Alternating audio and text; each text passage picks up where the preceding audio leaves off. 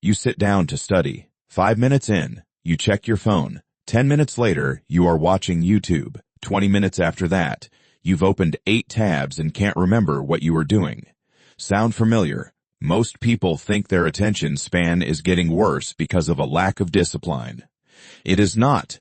It is because your dopamine system has been rewired by constant stimulation. And today, I am going to show you exactly what is happening in your brain, and more importantly, how to fix it. Stay with me. This is going to change everything. What your brain was designed for, your brain evolved in environments where novelty was rare, a new sound, a new location, a new face. Each one triggered a dopamine signal to help your brain focus on what might matter for survival. But modern environments, they deliver novelty every few seconds, new notifications, new posts, new messages. Your brain never finishes processing one signal before another one arrives. And over time, this changes how your attention system operates. Let's break down what is actually happening. Problem number 1. The dopamine fragmentation. Attention and dopamine are slightly. Dopamine is not just the pleasure chemical, it is your brain's motivation and focus signal. When something important appears, dopamine rises and your brain says, "This matters. Pay attention." But rapid digital stimulation creates micro-dopamine spikes every few seconds, scrolling, refreshing, switching tabs. Each small spike teaches your brain something dangerous. That novelty is more rewarding than depth.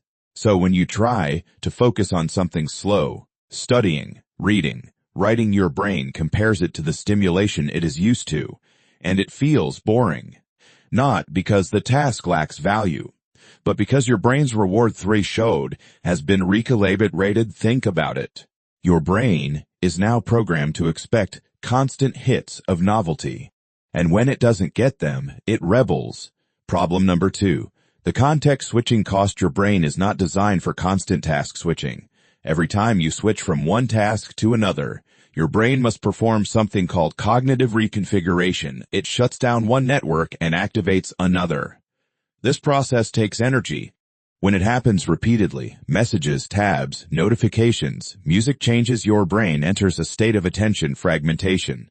You may feel busy, but neurologically, you are spending most of your time restarting attention instead of sustaining it. Research on attention residue shows something important. Part of your brain remains stuck on the previous task, even after switching. So you never reach full cognitive depth. You stay in the shallow end. Problem number 3. The boredom intolerance effect. This is one of the most overlooked problems. Your brain needs periods of boredom.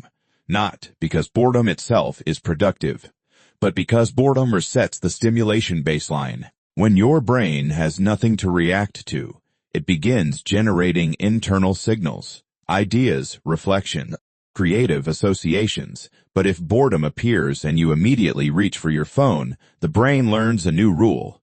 Discomfort must be eliminated instantly. Over time, your tolerance for stillness collapses. 5 minutes without stimulation starts to feel uncomfortable. Then 2 minutes, eventually. Even 30 seconds of silence feels unbearable. And without boredom tolerance, sustained attention becomes almost impossible. The good news, attention is trainable here, is what most people don't realize. Attention is not permanently damaged. It is trainable. But the process requires reversing the exact patterns that weakened it. These show you how. Step 1. Reduce stimulation density. Your brain needs space between dopamine spikes.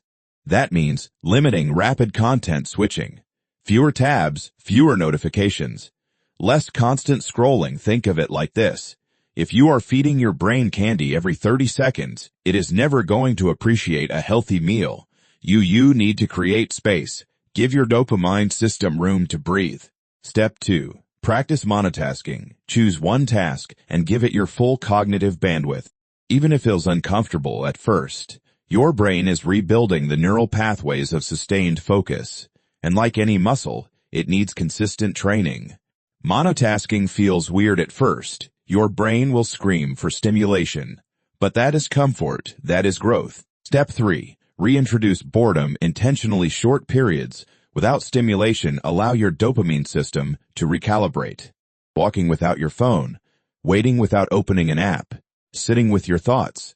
These moments look unproductive, but neurologically, they are attention recovery training.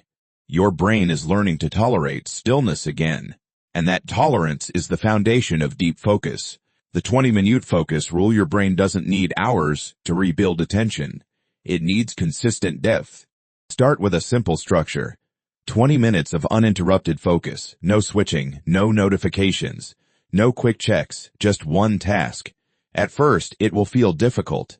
That is not failure. That is your brain encountering true cognitive depth again. And each time you sustain it, the attention system strengthens. Focus is not something you find. It is something you train.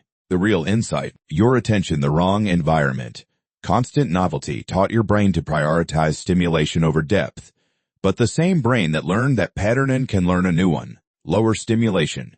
Increase boredom tolerance. Practice sustained focus becus. Back to sustained focus becus attention is more than productivity. It is the system that determines what your brain experiences as meaningful. And if you don't consciously train it, the modern environment will train it for you. Your challenge here is what I want you to do. Pick one task today, just one.